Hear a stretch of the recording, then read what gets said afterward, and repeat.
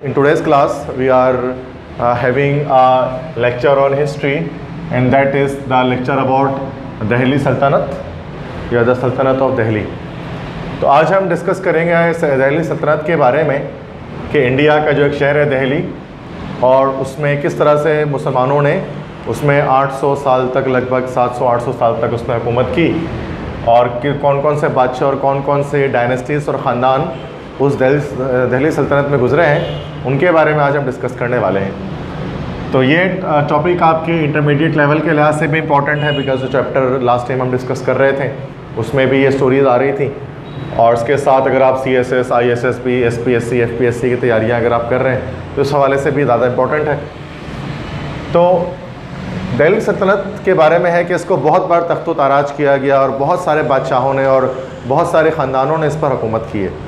ठीक है, तो एक शायर कहते हैं, दिल की बस्ती पुरानी दिल्ली है, जो भी गुजरा है उसने लूटा है। एक शायर बशीर बदर है, उनका शायरी है कि दिल की बस्ती पुरानी दिल्ली है कि जो भी गुजरा है उसने लूटा है। तो दिल्ली शहर को बड़ा लूटा गया, और बड़ा उसको कह लो कि उसको तख्त ताराज किया गया है, और उसके तबाह बर्बाद किया गया है। ठीक है, मोर देन 20 टाइम्स, 20 से ज़्यादा बार दिल्ली सल्तनत को तोड़ा गया है, दिल्ली शहर को तबाह बर्बाद किया गया है। इतना ज़्यादा बर्बाद किया गया कि अच्छा, जब भी कोई रूलर आकर उसको तोड़ कर जाता, बर्बाद करके जाता, तो लोग क्या करते, दोबारा से दिल्ली सल्तनत को बना देते, दिल्ली शहर को बना देते। लेकिन जब आखिरी बार जब दिल्ली को जब तोड़ा गया तो लोगों ने उसको बनाने से इनकार कर दिया कि अब हम उसको नहीं बनाएंगे, और उसको वैसे ही छोड़ दिया टूटा फूटा। उसी को हम लोग कहते हैं दैट इज़ कॉल्ड पुरानी दिल्ली, द ओल्ड दिल्ली, और एक न्यू दिल्ली जो कि ज़्यादा सोफिस्टिकेटेड है।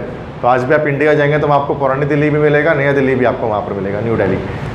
तो अब दिल्ली सल्तनत जो है वो कहाँ से स्टार्ट होती है? वैसे तो शुरू में हिंदू राजाओं ने हुकूमत की है हिंदुस्तान पर, मैं उन पर बात नहीं करूँगा। मुस्लिम्स की जो इसमें कंट्रीब्यूशन रही है मैं उस पर बात करने वाला हूँ। आखिरी हिंदू राजा जो दिल्ली सल्तनत पर जिन्होंने रूल किया वो थे पृथ्वीराज चौहान, जो एक चौहान डायनेस्टी से ताल्लुक़ रखते थे, एक हिंदू राजा थे, and he was the last Hindu Raja of India, और वो काफ़ी ब्रेव भी थे, काफ़ी बहादुर थे।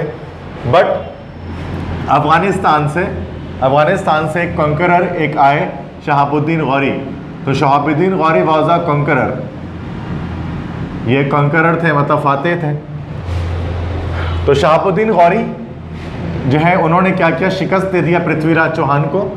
फर्स्ट टाइम तो वैसे जब शहाबुद्दीन गौरी की लड़ाई हो पृथ्वीराज चौहान से, तो पृथ्वीराज चौहान ने शहाबुद्दीन गौरी को शिकस्त दे दिया। सेकेंड टाइम जब दोबारा से शहाबुद्दीन गौरी आए तो उन्होंने पृथ्वीराज चौहान को शिकस्त दिया। इस तरह से जो है वो आखिरी हिंदू रूलर या आखिरी हिंदू बादशाह जो थे वो कौन थे? वो पृथ्वीराज चौहान थे हिंदुस्तान के या दिल्ली सल्तनत के। और 1192 में 1192 में उनकी सल्तनत का खात्मा हुआ, और किसने खात्मा किया? शहाबुद्दीन गौरी ने। इसी पर क्या है कि हमने जब अपना पहला मिसाइल बनाया पाकिस्तान ने तो उसका नाम गौरी मिसाइल रखा, और जब इंडियंस ने अपना पहला मिसाइल बनाया तो उसका नाम उन्होंने पृथ्वी मिसाइल रखा। तो पृथ्वी जो है पृथ्वीराज चौहान के नाम से उन्होंने रखा था, चूँकि वो बड़ा इज्जत करते हैं उसकी, और मुसलमानों ने और पाकिस्तानियों ने शहाबुद्दीन गौरी के नाम पर रखा।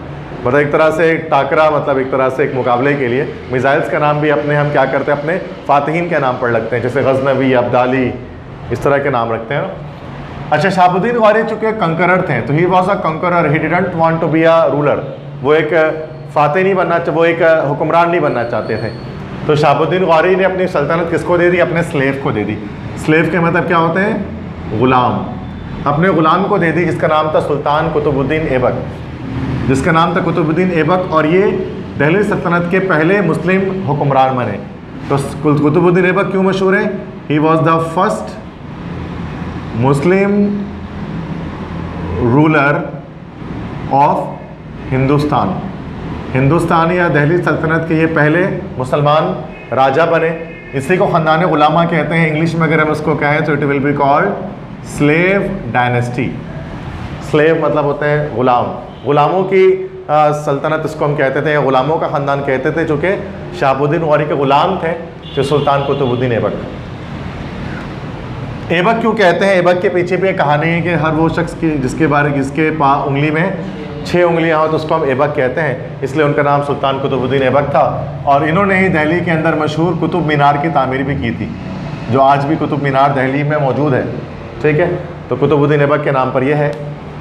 कुतुबुद्दीन ऐबक ने फिर आखिरकार क्या किया, अपनी डायनेस्टी को, अपनी सल्तनत को अपने ग़ुलाम के हाथ में दे दिया।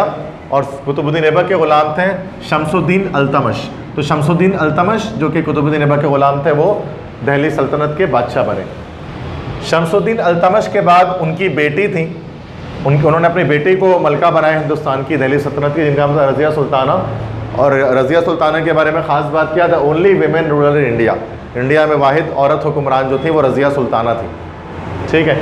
देन उसके बाद क्या हुआ कि डिक्लाइन आया इस सल्तनत का, और डिक्लाइन आने के बाद ये ख़ानदान ग़ुलामा, इसकी जगह ले ली किसने? खिलजी ख़ानदान ने, खिलजी डायनेस्टी ने। खिलजी डायनेस्टी में वैसे तो 3 बादशाह गुजरे हैं, जिसका फर्स्ट जो बादशाह था उसका नाम था जलालुद्दीन खिलजी, खिलजी सल्तनत का। 1290 से 1296 तक, बस 6 साल तक समझ लें कि इसने हुकूमत की थी। 1296 को क्या हुआ कि अलाउद्दीन खिलजी का एक सिपाही, या सिपा सालार कह लो आप उसको, जिनका नाम था अलाउद्दीन खिलजी। तो अलाउद्दीन खिलजी ने क्या किया? गद्दारी की और धोखेबाजी से क्या किया? उसने जलालुद्दीन खिलजी का कत्ल करवा दिया और ख़ुद वो बादशाह बन गया, उसका सिपा सालार। और लेकिन वो बहुत दिलेर था अलाउद्दीन खिलजी। तो ये पूरी स्टोरी आपको इंडियन मूवी जो है वो मैं बता रहा था, दैट इज़ पद्मावत। तो ये बॉलीवुड मूवी के अंदर, इस मूवी के अंदर आपको ये स्टोरी इसकी दिख सकती है, जहाँ दैट इज़ अलाउद्दीन खिलजी की, जिसमें रणवीर सिंह ने अलाउद्दीन खिलजी का किरदार निभाया है। लेकिन उसमें ये दिखाया गया कि इनको एक हिंदू औरत से मोहब्बत हो गई थी, फिर उसकी एक स्टोरी जो यहाँ पर मौजूद है। तो अलाउद्दीन खिलजी जो थे, उनके एक बड़ा ये काम, एक और ही काम किया था कि ही डिफीटेड द मंगोल्स। मंगोल्स उस वक्त जो है वो सर उठा रहे थे। तो मंगोल का एक गवर्नर जो है वो हिंदुस्तान भी आया था दिल्ली सल्तनत पर कब्ज़ा करने के लिए, लेकिन अलाउद्दीन खिलजी ने अपनी फ़ौज की मदद से मंगोल्स को शिकस्त दी थी। तो एक बड़ा कारनामा था खिलजी डायनेस्टी का। अलाउद्दीन खिलजी के बाद मुबारक शाह वो बादशाह बने, लेकिन ये इतने ज़्यादा मजबूत नहीं थे, ये बहुत वीक थे। तो क्या हुआ कि ये सल्तनत खिलजी डायनेस्टी से एक और नया ख़ानदान फिर आकर हुकूमत करना शुरू कर दी दिल्ली में, जिसका नाम था तुगलक ख़ानदान, तुगलक डायनेस्टी। तुगलक डायनेस्टी में जो सबसे मशहूर या उसके आखिरी जो बादशाह थे वो ज़्यादा फेमस हैं, फ़िरोज़ शाह तुगलक। फ़िरोज़ शाह तुगलक को शिकस्त हुई थी एक अफ़गानिस्तान से आए हुए एक फ़ातह से, एक बादशाह से, जिसका नाम था अमीर तैमूर। अमीर तैमूर अमीर तैमूर भी एक कंकरर थे। और ये कहाँ से आए थे? अफ़गानिस्तान से आए थे, अफ़गानिस्तान से। और अमीर तैमूर को हम लोग तैमूर लंग भी कहते हैं। कहीं कहीं पर आपने इनका नाम तैमूर लंग पढ़ा होगा। लंगड़ा था ये एक टांग से, तैमूर द लेम। क्योंकि वो छोटे में क्या हुआ था कि जब वो घोड़े पर से खेल रहा था, घोड़सवारी कर रहा था, तो घोड़े से गिरकर क्या हुआ था कि उसकी जो है वो एक टांग पर चोट आ गई थी, तो वो ज़िंदगी भर एक टांग से माजूर हो गया था। दैट्स उसको तैमूर लंग या तैमूर लंगड़ा कहा जाता है। ठीक है, अमीर तैमूर। बट ये एक बहुत ज़्यादा जालिम और जाबिर बादशाह था अमीर तैमूर शुरू में, और जिस भी सल्तनत में जाया करता था उस सल्तनत में तमाम लोगों को मार कर उनके खोपड़ियों के मीनार बनाया करता था, लोगों को मार कर उनकी खोपड़ी से बड़े बड़े टावर्स तामीर कर दिया करता था। तो एक बड़ा जालिम और जाबिर बादशाह था। और ये अमीर तैमूर डायनेस्टी वाइज जाकर लिंक करता था किसके ख़ानदान से? मंगोल से। तो मंगोल्स होते हैं चंगेज़ खान वगैरह, हलाकू खान, उन्हीं के ख़ानदान से था ये अमीर तैमूर। लेकिन बाद में क्या हुआ था कि अमीर तैमूर जो था वो मुसलमान हो गया था। अमीर तैमूर एट द फाइनली क्या हुआ था कि वो मुसलमान हो गया था। उसकी भी एक स्टोरी है कि उसने अल्लाह के एक वली को कैद में डाल दिया था, और जो है मुसलमान थे वो, अल्लाह का वली। फिर उसको बुलाया था अमीर तैमूर ने अपने दरबार में और पूछा उससे कि बताओ एक कुत्ते में और एक मुसलमान में क्या फ़र्क है? तो फिर उस अल्लाह के वली ने फरमाया कि अगर मुसलमान के पास ईमान नहीं हो, अगर इंसान के पास ईमान नहीं है तो फिर वो कुत्ते के जैसा ही है।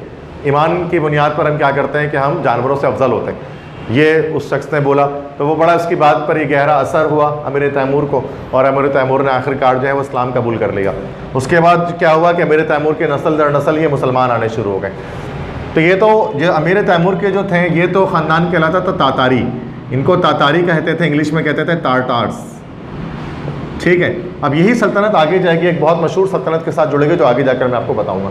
अब इसको फ़िलहाल यहाँ पर रोकते हैं अमीर तैमूर को। तो फ़िरोज़ शाह तुगलक की लड़ाई हुई अमीर तैमूर से। अमीर तैमूर ने क्या किया? फ़िरोज़ शाह को हरा दिया, और फ़िरोज़ शाह की हारने के बाद आखिरकार अमीर तैमूर ने, अब चूँकि फ़ातह था, कॉन्करर था, जैसे शहाबुद्दीन गौरी एक फ़ातह थे, फ़ातहीन को राज करना पसंद नहीं होता था, वो चाहते हैं कि वो अपनी जो है वो डायनेस्टी को किसी और को ट्रांसफ़र कर दें। तो अमीर तैमूर ने एक खिज़र खान नामी शख्स को एक ये डायनेस्टी दे दी है, सैयद ख़ानदान से था, इसको हम सादात डायनेस्टी कहते हैं, सैयदों का घराना सादात डायनेस्टी। ये एक नया ख़ानदान था जो इस दिल्ली सल्तनत के अंदर मौजूद था, तुगलक ख़ानदान के बाद आया था। और खिज़र ख़ान को तैमूर ने क्या बनाया था, इसको हुक्मरान बनाया था। फिर आखिरकार इस ख़ानदान को शिकस्त हुई एक और ख़ानदान से जिसका नाम था लोधी ख़ानदान। लोधी डायनेस्टी आई। लोधी डायनेस्टी में 3 बादशाह गुजरे हैं। तो बहलोल लोधी जो था उसने सादात डायनेस्टी को शिकस्त देकर दिल्ली सल्तनत पर कब्ज़ा जमा लिया।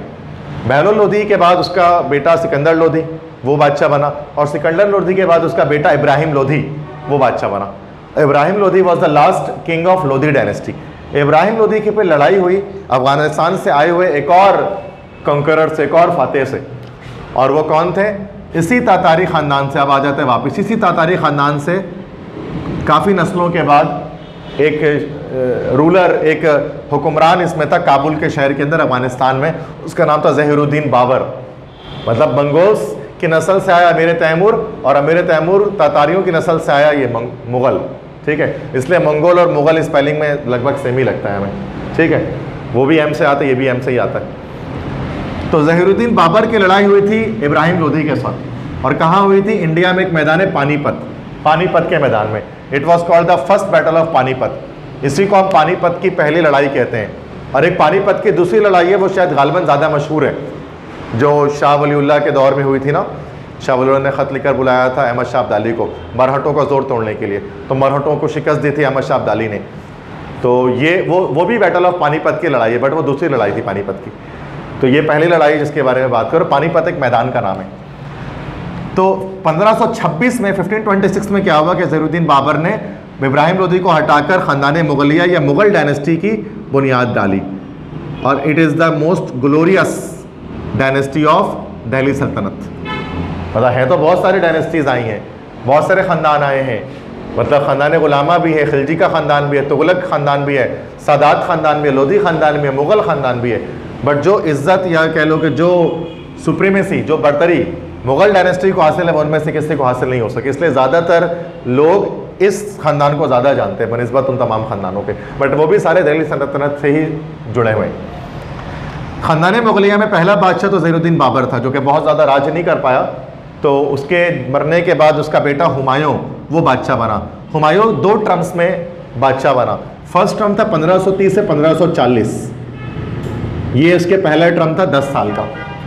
उस पहले टर्म में क्या हुआ कि एक अफ़गानिस्तान से एक और एक इन्वेडर आया, अफ़गानिस्तान से एक और एक सिपा सालार आया जिसका नाम था शेर शाह सूरी, अपनी फ़ौज लेकर, और शेर शाह सूरी ने हुमायूं को हरा दिया, और इस मुग़ल बादशाह को, सेकंड मुग़ल एम्पायर हुमायूं था, उसको हरा दिया। और 1540 से 55 समझ लो 15 साल तक शेर शाह सूरी ने हिंदुस्तान पर राज किया। उसमें उन्होंने बहुत सारी जो है वो चेंजिंग की। रुपया जो है, जिसको मैंने बताया था, रुपया जो है वो शेर शाह सूरी की ही ईजाद है। और इसके अलावा जीटी रोड के बारे में बताया था, ग्रैंड ट्रंक रोड जो पाकिस्तान को इंडिया के साथ जोड़ती है, वो भी शेर शाह सूरी ने बनवाया था। लेकिन उसके बाद 1555 में दोबारा आया हुमायूं, दोबारा शेर शाह सूरी से लड़ाई की और उसको हरा दिया, शिकस्त दे दिया। और 1556 में आखिरकार हुमायूं की भी वफात हो गई, मगर मुग़ल डायनेस्टी दोबारा से अटैक उसने किया और उसने सूरी ख़ानदान को शिकस्त दे दी। देन हुमायूं के बाद उसका बेटा बादशाह बना, जो सबसे कह लो द ग्रेटेस्ट मुग़ल एम्पायर था, जलालुद्दीन मोहम्मद अकबर। जो जलालुद्दीन अकबर जिसको हम कहते हैं, जिसको मुग़ल आज़म भी कहा जाता है, द ग्रेट मुग़ल। ठीक है, तो जलालुद्दीन अकबर सबसे कह लो कि बड़े बादशाह थे, चूँकि उनके दौर में मुग़ल डायनेस्टी सबसे ज़्यादा वास्ट थी, और इन्होंने एक मज़हब को भी इजरा किया था, शुरू किया था दीन इलाही या दीन अकबरी के नाम से, जिसमें उसने बड़ी ऐसी कुछ बातें कही थी जो कि इस्लाम के ख़िलाफ़ थी, जिसमें उसने कहा था हिंदू मुसलमान सब बराबर हैं और सब जन्नती हैं। तो बाकी लेकिन बहुत ज़्यादा इकोनॉमिकल डेवलपमेंट की बात की जाए तो जलालुद्दीन मोहम्मद अकबर के दौर में मुग़ल डायनेस्टी सबसे ज़्यादा उरूज पर थी। इस बादशाह के दौर में 1556 से लेकर 1605 तक, मतलब लगभग 50 साल का अरसा है जो कि उसने राज किया हिंदुस्तान पर एज अ किंग। और इसकी शादी हुई थी जोधा बाई से, ये भी पूरी स्टोरी है। जोधा अकबर नाम की मूवी बॉलीवुड की है जो उस पर बनाई गई है। जलालुद्दीन मोहम्मद अकबर के बाद उनका बेटा नूरुद्दीन जहांगीर बादशाह बना।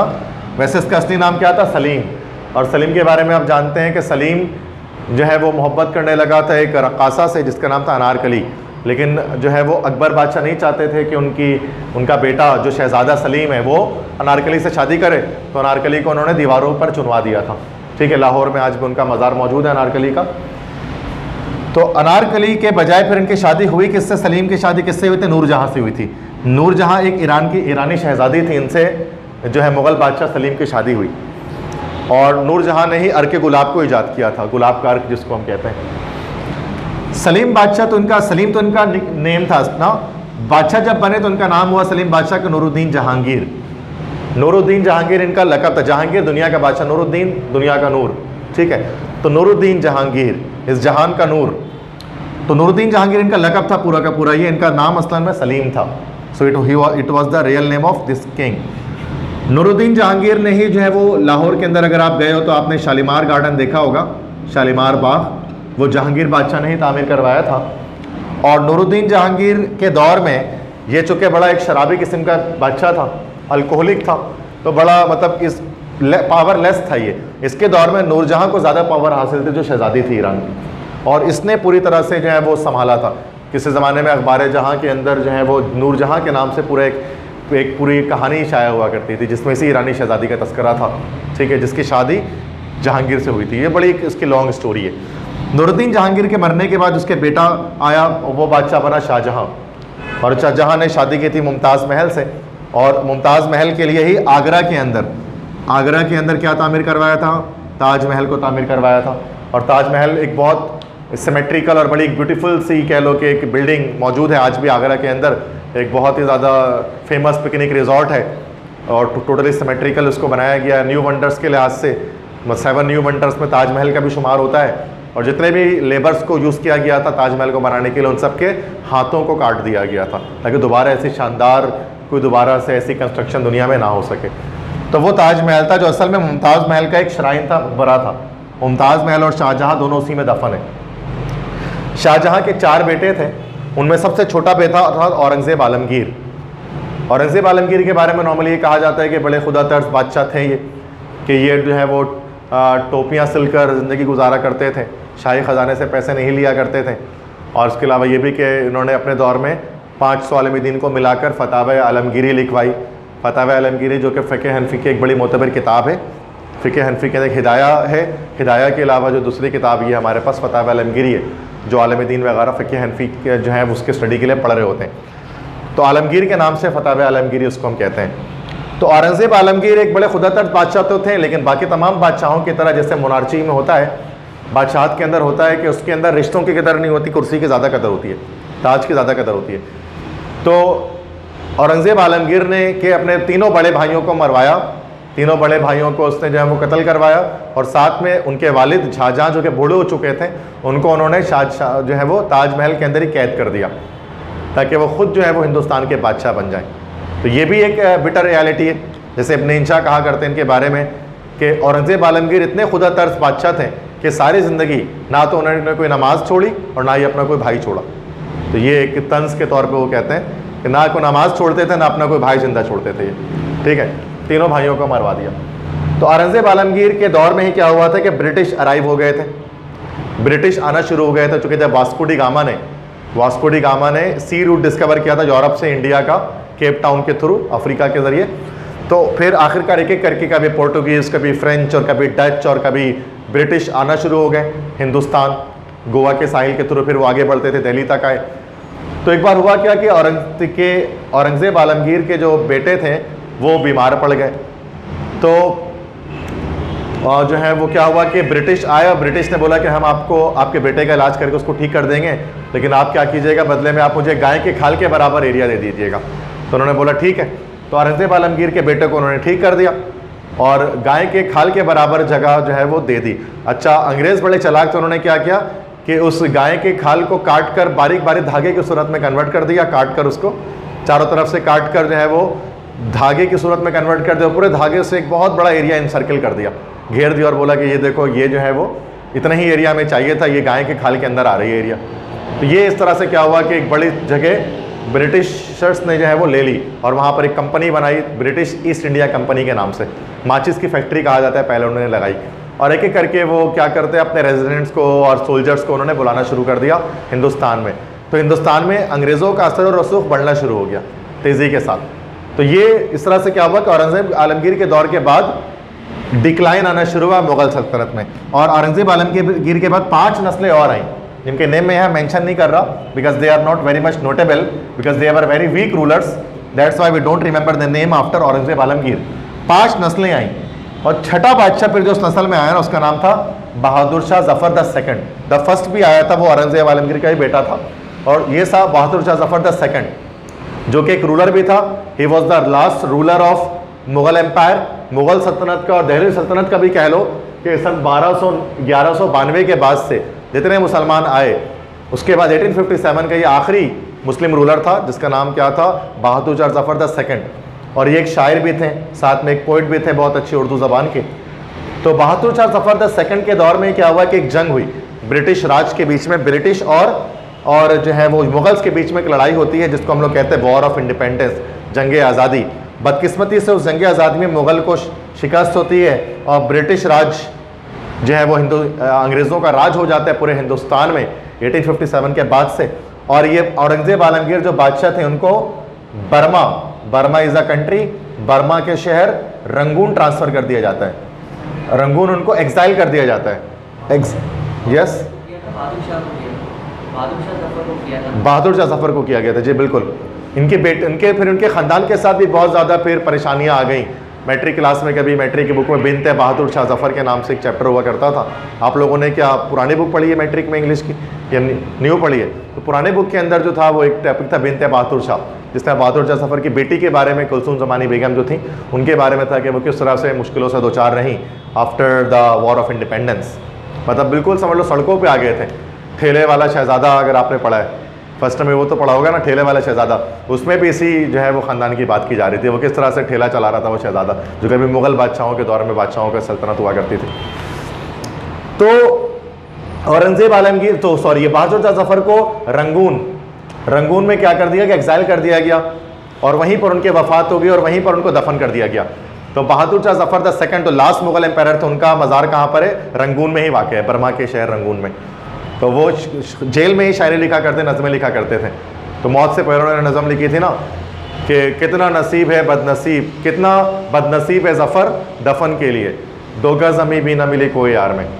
मतलब कि इतना बदनसीब है कि ज़फ़र के उसको जो है वो 2 गज़ ज़मीन भी दफन होने के लिए अपने हिंदुस्तान के अंदर नहीं मिली। तो हर उरूज को एक जवाल होता है, बड़ी बड़ी डायनेस्टीज़ आखिरकार जो है वो पस्ती का शिकार होती हैं। डिक्लाइन हर एक जवाल को, हर उरूज को कहा जाता है ना जवाल है।